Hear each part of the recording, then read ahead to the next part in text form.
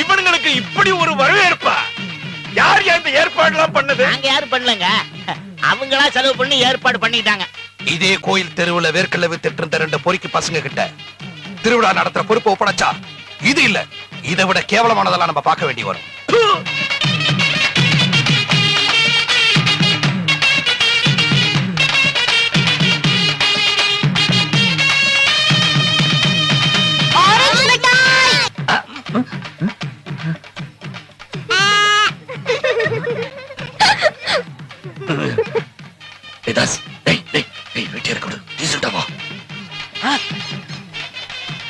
அங்க பாத்தியாடா ரவுடிங்க வர்றத, சாவு மூலத்தோட வர்றாங்க.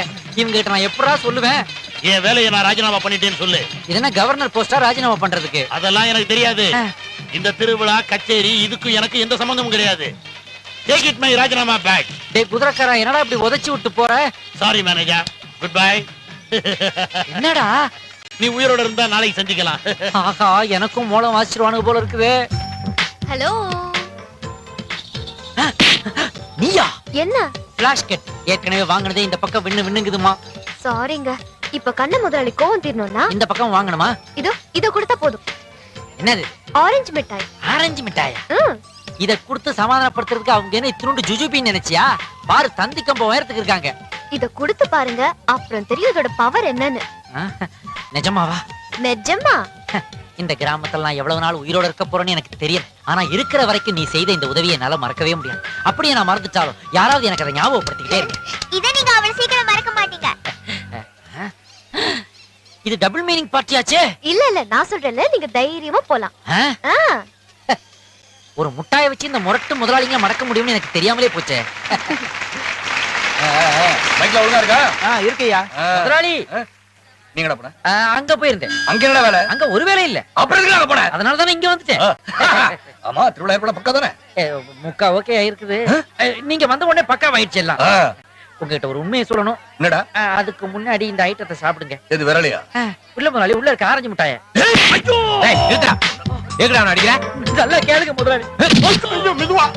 இப்படி அடிக்கணும். எங்க போய் விழுந்தா பாத்தியா? இப்ப ப்ராப்ளம் சால்வ் ஆயிடுச்சா? சால்வ் ஆயிடுச்சு. ரொம்ப நாளா தொந்தரவு கொடுத்துட்டு இருந்துச்சு. இந்த பல்ல அவங்க தான் காட்டினாங்க.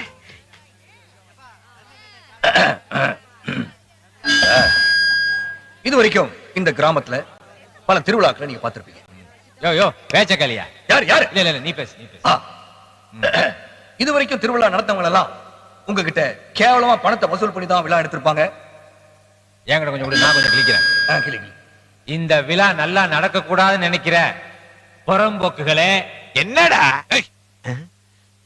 குடு குடு குடு குடு. இந்த விழா சரியா நடக்க கூடாதுன்னு நினைக்கிற பொறுக்கிங்க, பேமானிங்க, முள்ள மாறிங்க. இந்த இடத்தை விட்டு ஓடுறதுக்கு முன்னாடி ஸ்டேஜ தொடங்குடா, தொடங்க. கச்சேரி ஆரம்பிங்கடா. ஸ்டேஜே காலியா இருக்கு. ஐயோ எஸ்கேப். டேய், விழா நடத்துறதுக்கு பணம் மட்டும் இருந்தா போதாதுடா. குலம், கோத்திரம், அந்தஸ்து இதெல்லாம் ஒரு மனுஷனுக்கு தேவை. அது இல்லாதவன் நடத்தினா இப்படிதான்டா இருக்கும். நீ வேண்டாம் உட்காந்துருக்கீங்க, வேலை வெட்டி இல்லாத பசங்களா? எழுந்து போங்கடா, போங்கடா.